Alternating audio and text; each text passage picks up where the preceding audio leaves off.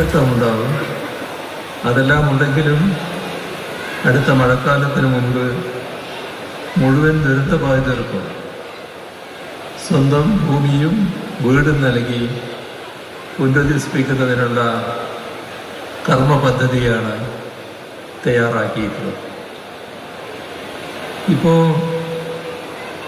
നാം ഓർക്കേണ്ട ഒരു കാര്യം, ഒട്ടും എളുപ്പമായിരുന്നില്ല നമ്മുടെ യത്നം എന്ന കാര്യമാണ്. അപ്രതീക്ഷിതമായി ഒരു രാത്രി കൊണ്ട് ഒരു നാട് തന്നെ ഇല്ലാതാകുന്ന അവസ്ഥ, ഉറ്റവരെയും ഉടയവരെയും നഷ്ടപ്പെടുന്ന അവസ്ഥ, ജീവനോപാധികൾ ഇല്ലാതാകുന്ന നില, ശാരീരികമായ അവശതകൾ ഏറ്റുവാങ്ങേണ്ടി വന്നവർ, അങ്ങനെ ഒട്ടേറെ യാതന അനുഭവിക്കുന്ന സഹോദരങ്ങളെയാണ് ആ ദുരന്തം ബാക്കി വെച്ചത്. ഏത് നാടും പകച്ചു നിന്നു പോകുന്ന ഘട്ടമാണ്. ആ ഒരു അവസ്ഥയിൽ നിന്നാണ് നമ്മൾ ആരംഭിക്കുന്നത്. മരുന്ന് പല രോഗങ്ങൾക്കും പരിഹാരമാണ്. പക്ഷേ മാനസികമായ വേദനകൾക്ക് മരുന്ന് പരിഹാരമല്ല. ആ വേദനകളിൽ പരസ്പരം ആശ്വാസമാകാൻ കഴിയും. പല നഷ്ടങ്ങളും നികത്താൻ നമുക്കാവില്ല.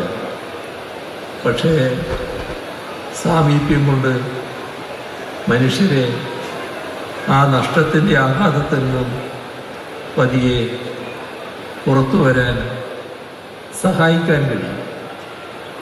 അതൊക്കെയാണ് മനുഷ്യത്വത്തിൻ്റെ സവിശേഷത.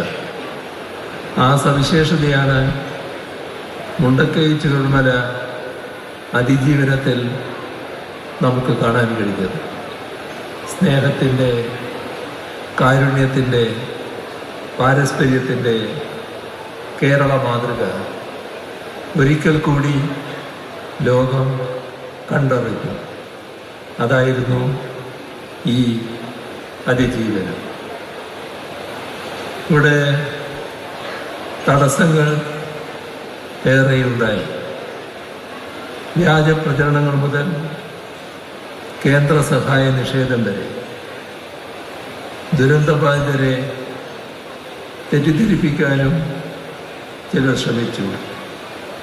കോടതി വ്യവഹാരങ്ങൾ വേറൊരു ഭാഗത്ത് നടന്നു. ദുരിതാശ്വാസ നിധി എല്ലാവരും സഹകരിക്കുന്നതും സഹായിക്കുന്നതും സ്വയമേവ തയ്യാറായി നിക്ഷേപിക്കുന്നതൊക്കെ ആയിട്ടുള്ളതാണ്.